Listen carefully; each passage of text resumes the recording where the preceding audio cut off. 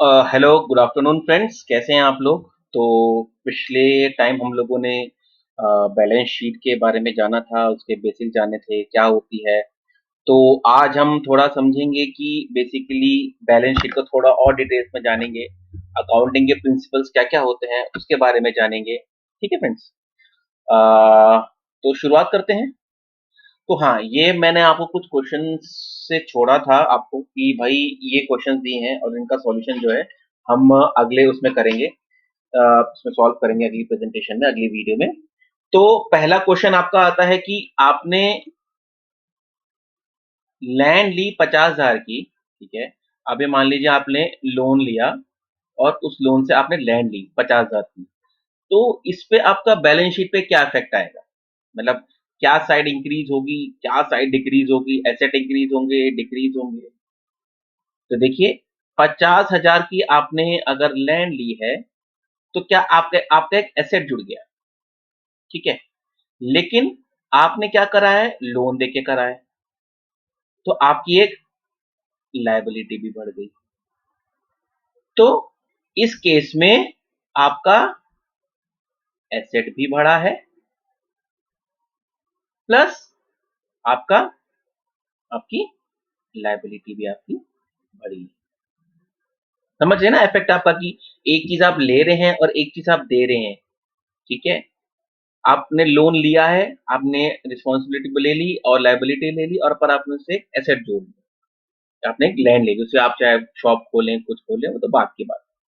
Second question है, आपने अपनी सेविंग्स निकाली अपने क्या करने के लिए, अपने लैपटॉप, अपने अपना लोन बंद करने के लिए। ठीक है। तो उसमें क्या होगा आपका, आपके पास आपका एसेट कम हो जाएगा और प्लस आपकी लायबिलिटी भी कम हो जाएगी। आपने अपना लोन लिया था, आपने कहीं से 20,000 का, अब आपने लोन लिया था 20,000 का, तो आपने क्या करा, उसको बंद कर दिया। आपने सेविंग निकाली 20,000 की, आपने उसको उसे आपने बंद कर दिया, आपकी इक्विटी भी डाउन हो जाएगी। अब ये समझिए, सिर्फ आपको आप सिंगल एंटिटी है, कोई बिजनेस नहीं कर रहे हैं, सिर्फ normal balance sheet day to day में चीजों को आपको लेके बता रहा हूँ चीजें। ठीक है। आपने आपको बैंक में 10,000 रुपए का आपको इंटरेस्ट मिला, उसमें क्या होगा आपको बताइए, थोड़ा सोच के बताइए। इसमें आपका एसेट भी बढ़ जाएगा। ठीक है। आपका 10 का एसेट जुड़ गया, उससे आप कुछ चीज ले सकते हैं आपने। ठीक है। प्लस आपकी नेटवर्थ, इसको हम अभी नेटवर्थ कहेंगे, इसको इक्विटी में आपको बाद में समझाऊंगा। नेटवर्थ भी आपकी क्या हो गई, आपकी बढ़ गई। ठीक है। आपकी बाइक चोरी हो गई, उससे क्या हुआ, सोच के बताइए। अब इसमें देखिए, इसमें आपका एसेट जो है वो डिक्रीज हो गया क्योंकि आपकी बाइक चोरी हुई, और प्लस आपकी नेटवर्थ भी कम हो गई। ये हमने जो पैसा लगाया था अपना, उसकी वो आपकी जो बाइक है आपकी चोरी हो गई। ठीक है। आगे बढ़े। अब आते हैं हम प्रिंसिपल्स अकाउंटिंग के। ध्यान समझिएगा, बहुत इंपॉर्टेंट है। ये सारे जितने भी चार्टेड अकाउंटेंट होते हैं, इस चीज को लेके ये काम कर, इन प्रिंसिपल्स पे आपकी एक बैलेंस शीट बनती है। ठीक है। इन बेसिक समझेंगे, जैसे जैसे हम क्वेश्चन करते जाएंगे हम उसमें ये कमियां निकालते रहेंगे। ठीक है, कि ये प्रिंसिपल को फॉलो कर रही है कि नहीं कर रही है। ठीक है। तो बेसिकली हम पहले प्रिंसिपल के बारे में बात करते हैं, पहले सिद्धांत के बारे में बात करते हैं अपन। ठीक है। इसको गैप द्वारा स्थापित किया गया, generally accepted accounting principle, generally accepted accounting principle. ठीक है। आप कोई भी चीज काम करते हैं कि सिद्धांतों पर, अगर आपको अगर आप कहेंगे टीचर हैं, अगर आपको बच्चों के रिजल्ट बनाने हैं, ठीक है, आपको रिजल्ट तैयार करना है, पर आपके कुछ सिद्धांत होंगे कि ये जो रिजल्ट है क्लीन फेयर होना चाहिए। ठीक है। ये जो रिजल्ट है आपका, सारे जितने सारे बच्चों को इंक्लूड होना चाहिए, कोई बच्चा छूटना नहीं चाहिए, दूसरा सिद्धांत ये हो जाएगा। तीसरा, ये टाइमली सब स्टूडेंट से पहुंच जाना चाहिए, ये प्रिंसिपल हो जाएगा, एक सिद्धांत हो जाएगा। रिजल्ट निकालने का। ठीक है, तो इसी तरह जब अकाउंटिंग आपकी जब सीए बैलेंस शीट बनाते हैं या बैलेंस शीट आपसे शेयर करती है कोई भी कंपनी, तो वो इन प्रिंसिपल्स को फॉलो करें। पहला होता है आपका रिपोर्टिंग एंटिटी, मतलब आपकी जो कंपनी है, जो ऑर्गेनाइजेशन है, वो ये रिपोर्टिंग एंटिटी जो प्रिंसिपल है ये बताती है, इसका स्कोप बताती है एक्टिविटी का, किसी भी बिजनेस ऑर्गेनाइजेशन का स्कोप बताती है, किस स्कोप में, ठीक है, कहां तक ये बिजनेस ऑर्गेनाइजेशन आपकी काम कर रही है। समझाता हूँ।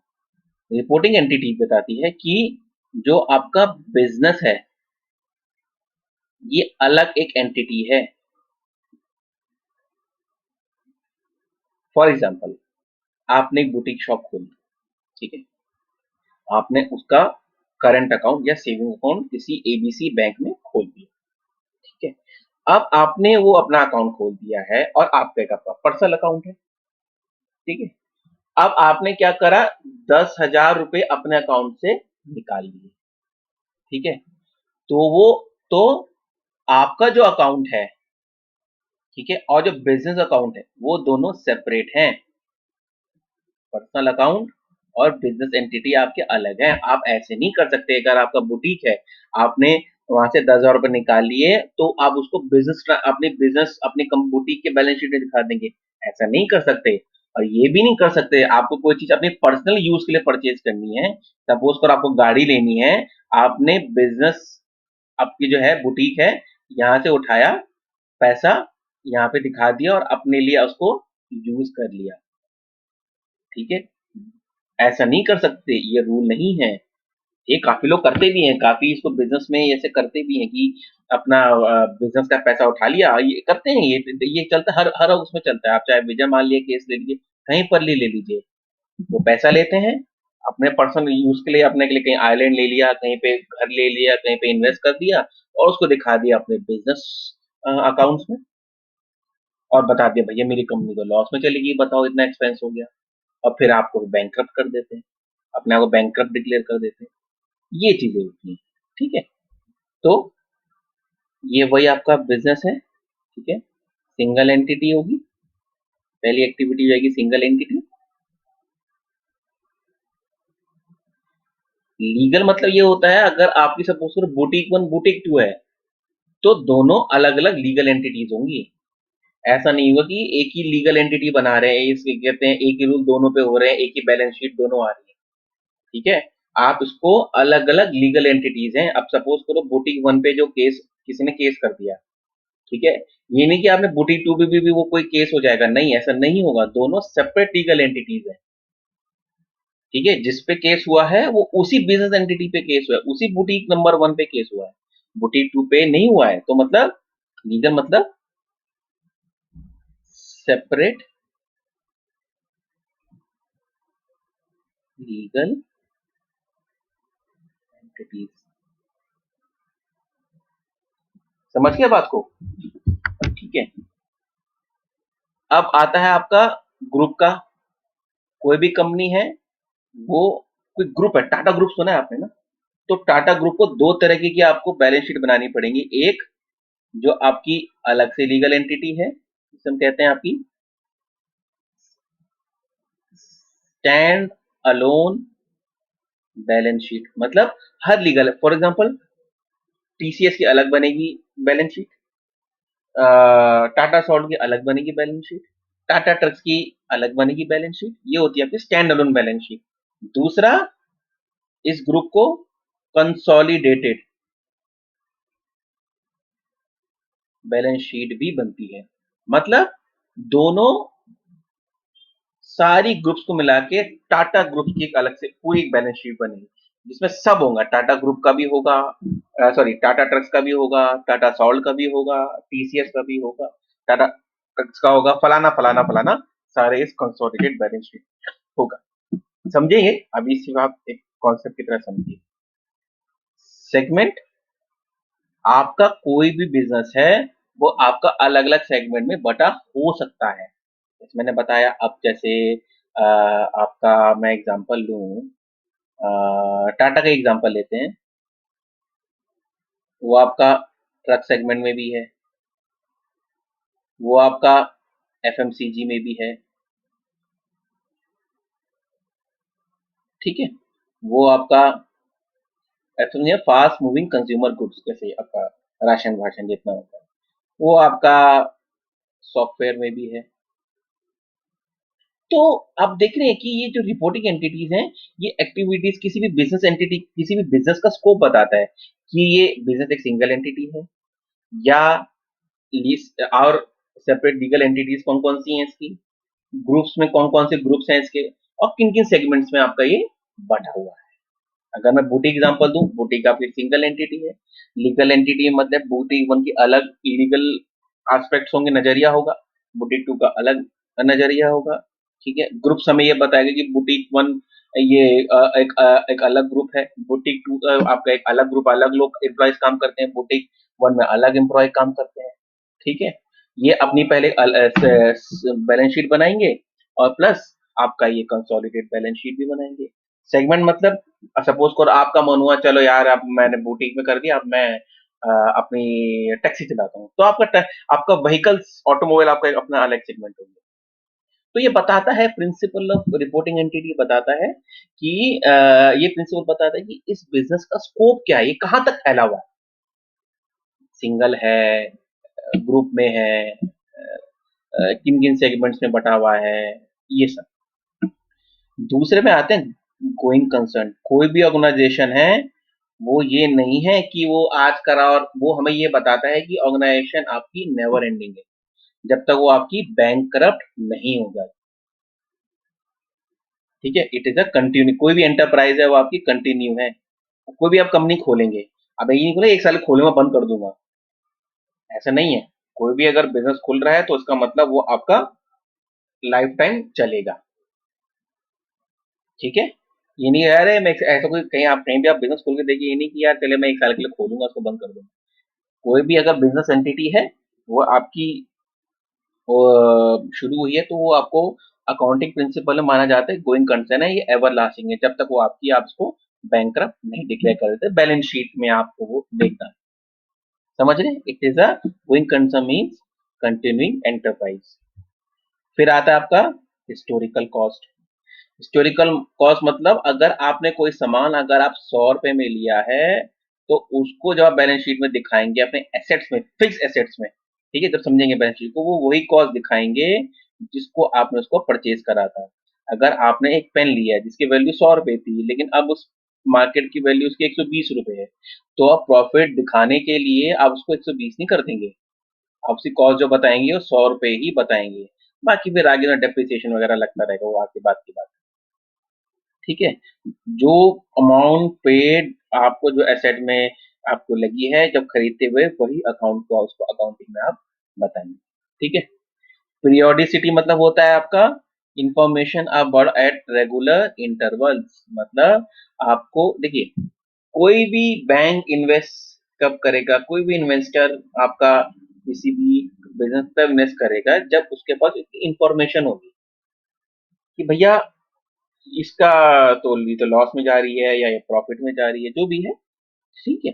तो आपका पीरियोडिसिटी मतलब आपको इंफॉर्मेशन मिलती रहे उसकी।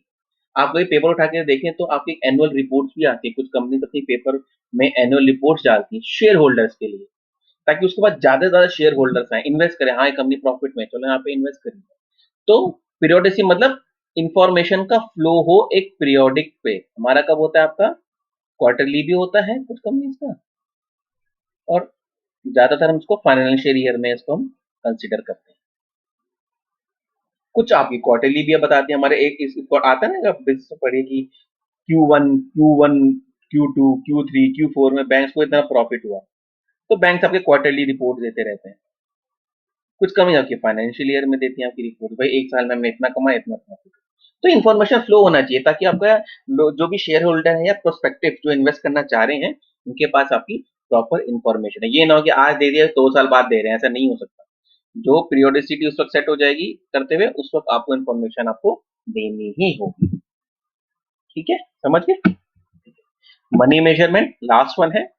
कोई भी ट्रांजेक्शन आपकी मनी में रिकॉर्डेड होगी, मनी फॉर्म में, उसको मनी फॉर्म में लिखेंगे इसमें।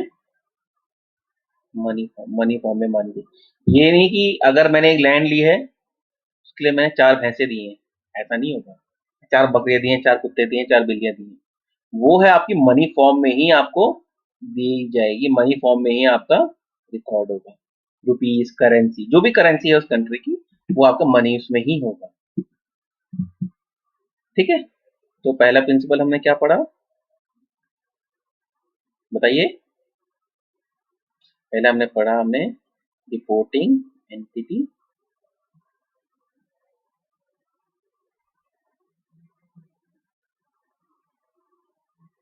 दूसरा हमने पढ़ा, क्या पढ़ा दूसरा हमने? गोइंग कंसर्न, सीरियल वाइज जाना चाह रहा हूँ। तीसरा हमने पढ़ा हिस्टोरिकल कॉस्ट। चौथा हमने पढ़ा पीरियोडिसिटी। फिफ्थ हमने पढ़ा आपका मनी मेजरमेंट। इसमें मैं क्या क्या पढ़ा था? कौन कौन सी एक्टिविटीज बताएगा बिजनेस की। चौथा बताएगा आपका ग्रुप की। तीसरा बताएगा आपका सेगमेंट की। चौथा बताएगा आपका लीगल की। ठीक है? कोई भी क्वेश्चन हम कमेंट में देखिए, हम उसका आंसर देंगे। ठीक है? अब बारी आती है हमारी, जो हम लोगों ने एसेट्स के बारे में हम लोगों ने पढ़ा था कि एसेट्स आपके क्या होते हैं। एसेट्स को हमने थोड़ा डिटेल में जाना था पिछली वीडियो में। एसेट्स बेसिकली होते हैं आपके एप्लीकेशन ऑफ फंड्स। आपने कहीं से फंड लिए, आपने उसको यूटिलाइज करा कुछ खरीदने। फॉर एग्जाम्पल आपने लोन लिया बैंक से, उसको उससे आपने क्या कर दी, आपने अपने के लिए बाइक कर दी, वो आपने पैसे को आपने अप्लाई कर दिया। तो asset is basically application of funds. हमने पढ़ा था एसेट्स आपके टेंजिबल, फिजिकल, नॉन फिजिकल पढ़े थे, पर हम यहाँ पे अब और डिटेल में पढ़ेंगे tangible, intangible, fix, current. Fix को हमने बताया था, अब फाइनेंशियल स्टेटमेंट में बताता हूँ। मोर देन 1 ईयर जो भी एसेट चलेगा वो फिक्स में आएगा। ठीक है? करेंट ड्यूरिंग फाइनेंशियल ईयर, ये तो बताए थे मैंने आपको। अब होते हैं आपके टेंजिबल। टेंजिबल वो हो सकते हैं, वो होते हैं, नॉर्मल भाषा में बोलूं, टेंजिबल जिसको हम छू सकते हैं, जिनको हम देख सकते हैं, वो होते हैं आपके टेंजिबल एसेट। जैसे किसी कंपनी के लिए बिल्डिंग होगा, किसी कंपनी के लिए उसके इक्विपमेंट्स होंगे।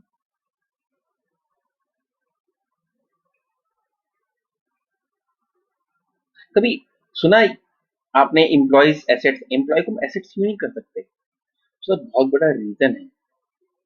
एम्प्लॉय को एसेट इसलिए नहीं कर सकते क्योंकि हम उनको डेप्रिसिएशन वगैरह हम उसको नहीं लगाएंगे कि हर साल इतना आदमी घटते जा रहा है। बोलने के लिए होता है कि एम्प्लॉयज एन एसेट, ठीक है, पर उनको कभी एसेट में नहीं गिनते। सोचिएगा क्यों? मेरा ये मानना है क्योंकि हम उनको डेप्रिशिएट नहीं कर सकते कि हर साल इतना इतना घट रहा है। अगर 10 एम्प्लॉय लिए हैं तो 10 इनकी वैल्यू घट जाएगी, फिर एक दो साल बाद इनकी और वैल्यू घट जाएगी, 3 साल और वैल्यू, इंसान तो इंसान ही रहेगा ना, उसकी वैल्यू तो बढ़ती रहेगी कंपनी। ठीक है? और टेंजिबल क्या हो सकते हैं? मशीन भी हो सकता है। इनटेंजिबल क्या होते हैं दोस्तों?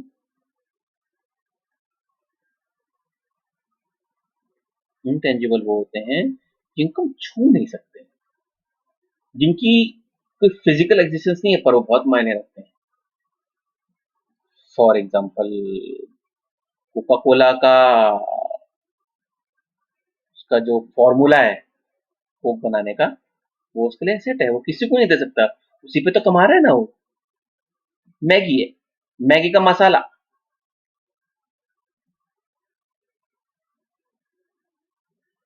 वो उसके लिए एसेट, इंटेंजिबल एसेट है, क्योंकि उसमें तो कमा रहा है ना वो उसके लिए इंटेंजिबल एसेट होगा, जिनको हम छू नहीं सकते। ठीक है?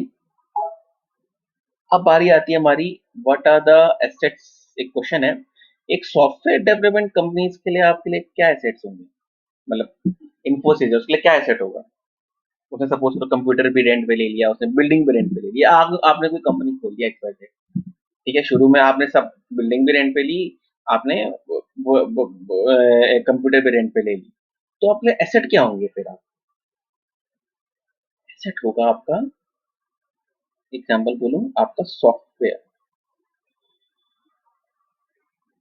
आपने सॉफ्टवेयर बनाया ऐसा कि आप, फॉर एग्जांपल कि आप को ऐसा सॉफ्टवेयर बना दिया बैंक के लिए कि एक क्लिक में आपकी सारी डिटेल्स खुल जाए आपकी, उस बैंक की, किसी बैंक को आपने बैंक के लिए सॉफ्टवेयर बनाया आपने, एक ही जैसी भी एक डिटेल आप करोगे, एक प्रेस करोगे, ये सॉफ्टवेयर यूज करोगे, कस्टमर की सारी डिटेल्स आपके पास आ जाएंगी, एग्जाम्पल के तौर पर। तो आपने क्या करा, उस सॉफ्टवेयर को आपने बनाया और बेचा, उससे पैसे लिए आपने, तो वो आपके लिए एसेट हो गया, आपके जैसे आपने इकोनॉमिक बेनिफिट लिया, तो आपके लिए आपका एक आपको सॉफ्टवेयर आपके लिए एसेट हो गया। ठीक है। अब एक क्वेश्चन है, which of the following can be asset for the Kathelal and sons? अब काथेलाल एक कंपनी है, काथेलाल एंड सन्स की एक फिक्शियस कंपनी मैंने बनाई है, इसके लिए आपके अनुसार एक मैन्युफैक्चरिंग कंपनी है ये, तो इसके साथ आपके लिए इसके क्या एसेट्स होंगे आपके? आप क्या मानते हैं इसके लिए, इसके एसेट अगर मैं सोचूं तो इसे एसेट क्या क्या हो सकते हैं? एक फिक्टिशियस कंपनी है जो आपके केमिकल्स बनाती है, ठीक है, सॉरी, जो आपके गाड़ियां बनाती है, काथेलाल एंड सन्स, ठीक है, तो आप बताइए कि आपके हिसाब से इसके लिए एसेट्स क्या क्या होंगे? क्या इक्विपमेंट एसेट हो सकता है? यस, उसने इक्विपमेंट्स लगाए हैं अपनी गाड़ी में, फॉर एग्जांपल उसने गाड़ी पेंटिंग, कार पेंटिंग मशीन लगाई है, वो इक्विपमेंट है, उससे पैसे कमा रहा है, वो गाड़ी बना के बेच रहा है, पेंट कर रहा है, सेल कर रहा है, उसके लिए वो एसेट हो गया। ठीक है, हम जानेंगे बैलेंस शीट में और एसेट्स हम कैसे डिटेल में कर सकते हैं। क्या इन्वेस्टमेंट लिंक काथेलाल एंड सेंस उसके लिए, काथेलाल केमिकल उसके लिए एसेट होगा? सोचिए, बिल्कुल होगा। अब उसने एक काथेलाल करे केमिकल्स करे कंपनी खोल दी, उसने वहां पे 100 करोड़ लगा दिए, उसको पता है कि मैं 100 करोड़ लगाऊंगा, मुझे इसके अगले साल 200 करोड़ मिलेंगे, है ना, उसको इकोनॉमिक बेनिफिट मिल गया उस एसेट से, तो इसलिए भी आपका वो आपका, ये आपका एसेट माना जाएगा। तीसरा सैलरी हो सकता है? नहीं, क्योंकि उसको वो देनी है अपने एम्प्लॉइज को, इसलिए हम सैलरी को कंसिडर नहीं कर सकते। ठीक है। चौथा हो गया आपका टैक्स, नहीं, ये भी उसकी लायबिलिटी है, उसको देना है, समझ गए बात को? तो इसी तरह एसेट वो होते हैं जिससे हम इकोनॉमिक बेनिफिट ले सकते हैं, एप्लीकेशन ऑफ फंडिंग पे हम लोग पैसा लगा के और पैसा कमा सकते हैं, सिंपल भाषा में वो हमारे एसेट हो गए। और टेंजिबल इंटेंजिबल फिक्स करंट आपके एसेट हो गए। ये है, ये चीजें आपकी एक ही हैं, बट इनको यूज करने का तरीका अलग होता है बैलेंस शीट में। समझेंगे कैसे जब हम बैलेंस शीट पढ़ेंगे, देखेंगे। लायबिलिटीज को क्या होती है, मैंने आपको बताया था, रिस्पॉन्सिबिलिटीज, इसको हम कभी कभी कहते हैं mirror image of assets. Source of fund, जहाँ से पैसा आ रहा है, वो आपके लिए लायबिलिटी आती है। आप कहीं ना कहीं से प्लस ले पैसा लेके आ रहे हैं, वो आपके लिए लायबिलिटी होती है। आप बैंक से पैसा ले रहे हैं, अब सोर्स है ना आपके लिए बैंक पैसा लेना, तो वो आपके लिए लायबिलिटी होगी। ठीक है, ये मैंने बताया था, फिक्स होती है, फिक्स क्या हो गई, for more than 1 year liability, for example long term loan जैसे एजुकेशन लोन, बिजनेस लोन, और ये हो गया आपका, एक हो गया आपका करंट,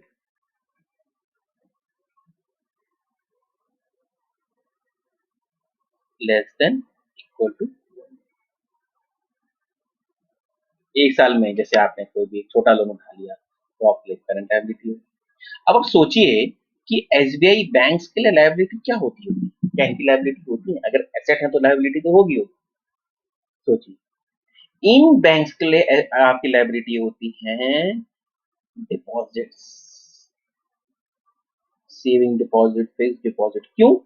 आपने डिपॉजिट में पैसा जमा कर रखा है, आपने सपोज करो आपने 1 लाख रुपए जमा कर रखे हैं, तो बैंक की लायबिलिटी आपको एक तो वो पैसे को इंटरेस्ट देना,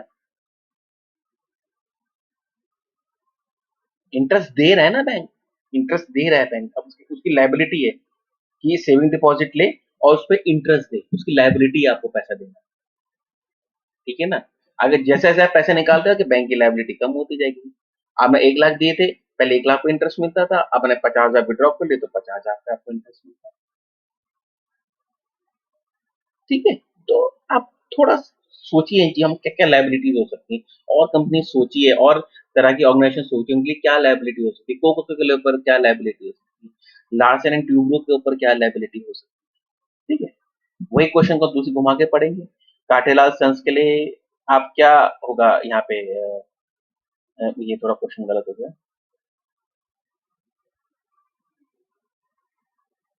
liabilities for Kathelal and sons. अब देखिए ये तो हमारे एसेट हो गए थे, ये हमारी लाइबिलिटी, ये मत सोचिए कि दो छूट गया, दो लाइबिलिटी हो जाएगी। ये लाइबिलिटी इसलिए हो जाएगी क्योंकि ये आपकी सैलरी है, देनी है, ठीक है। ये टैक्स है, ये देना है, ये फिर आपकी लाइबिलिटी में आ जाएगी। समझ गए आप? आगे बढ़ते हैं। अब ध्यान से समझिएगा बात को। गुरु एंड चेला had decided to open a pawn shop. They decided 50,000 रुपये उन्होंने सोचा हम लोग हर कोई लेके आए। They also decided to split in the profit 50-50, मतलब जब लॉस होगा तो 50-50 प्रॉफिट होगा, 50-50 1 लाख का प्रॉफिट होगा, 50 इसके 50 इसके। Later their friend Chotu entered a partnership, but Guru said he needs to give 100 rupees for every percentage in partnership, मतलब 10% चाहिए, अगर 1% चाहिए उसको पार्टनरशिप तो 100 रुपए देने पड़ेंगे, 10% चाहिए तो 1,000 रुपए चाहिए, ठीक है। समझ रहे हो आपको, अगर आप उसको 30% चाहिए तो कितना देगा, 3,000 रुपए देना पड़ेगा। इस तरह उसको जैसे जैसे परसेंट करते रहेगा उसको कितने रुपए उसको लाने पड़ेंगे। पहले हम समझते हैं छोटू एंड चेला, गुरु एंड चेले के हिसाब से। ये जो पैसा लेके आए ना, इसे कहते हैं आपका शेयर होल्डर इक्विटी। ये 50,000 हो गए, वो 50,000 दोनों अपना इस कंपनी में होल्ड करते हैं, मतलब 1/2 और 1/2 के होल्डर हैं, मतलब 50-50% के मालिक हैं ये दोनों, ठीक है। 50-50% के मालिक हैं ये दोनों। समझ गए बात को? ये आपकी होती है शेयर होल्डर इक्विटी। इक्विटी मतलब मेरा कितना इसमें शेयर है, मेरा कितना पार्ट है इसमें, ये बताओ। आप लोग पार्टी करने जाते हैं ना, ठीक है। आपका अगर 20, अगर सपोज 1,000 रुपए बिल आया, आप 4 फ्रेंड हैं, तो 250, 250, 250, 250 आप सब मिलाओगे तो हर आप कितनी कितनी कितनी इक्विटी होगी, एक चौथाई, एक चौथाई, एक चौथाई, एक चौथाई, ये चारों की आपकी इक्विटी हो गई आपकी। इस कंपनी में आपके इक्वल शेयर हो गए, मैं शेयर में बात हो गया, इक्वल आपका इसमें पार्ट हो गया इसमें आपका, इसे कहते हैं आपकी इक्विटी। अब थोड़ा सा एक समझिएगा एक चीज को, कि मैंने आपको प्रिंसिपल बताया कि बिजनेस आपकी एक सेपरेट एंटिटी होती है, तो जो बिजनेस है वो अलग एंटिटी है, वो इसको आप दोनों को ओन करेगा बिजनेस। सपोज करो आप जो पान शॉप है, वो आपकी इस केस में एक सेपरेट एंटिटी है, उसका उस एंटिटी का फर्ज है आपको प्रॉफिट देना, कितने कितने पे, 1/2 पे, 1/2 पे। तो वो लायबिलिटी बन जाएगी किसके लिए, पान शॉप के लिए। इक्विटी कभी चेंज नहीं होगी, जो पैसा है वो है, चाहे बिजनेस अगर खत्म हो जाएगा, ये थोड़ा ना 50-1 लाख मिलाए हैं तो वो आपके जब तक आप अपने पर्सनल ना निकालो, पर्सनली 50,000 से अपना ना निकालो पैसा, तो मैं समझेंगे क्या चीज होती है वो, तब तक आपका वो हो जाएगा, क्या कहते हैं, आपका वो पैसा खत्म, ऐसा नहीं होता। जो इक्विटी जो लेके आए हैं वो चलती रहेगी, गोइंग कंसर्न, जब तक कंपनी आपकी चल रही है तब गोइंग कंसर्न, जब तक कंपनी चल रही है तब तक आपकी उसमें इक्विटी बनी रहेगी, जब तक आप अपना शेयर, अपना पार्ट किसी को बेच ना दे, ठीक है, तब तक वो आपकी इक्विटी आपकी चलती रहेगी। ये होता है शेयर कैपिटल, कितना आप लोग इन्वेस्ट, कितना कितना लाए, कितना इन्वेस्टमेंट लेके आए हैं, मतलब 50,000 और 50,000। शेयर प्रीमियम, अब मैं बताता हूँ शेयर होते क्या है। अब इस लास्ट लाइन पे जाइए, but Guru said Chhotu needs to give 100 rupees for 1% partnership, मतलब हर परसेंट पे कमने उसको करने के लिए उसको 100 रुपए देने पड़ेंगे। ये होता है हमारा शेयर। मुझे कंपनी में 1% शेयर चाहिए तो मुझे 100 रुपए देने पड़ेंगे।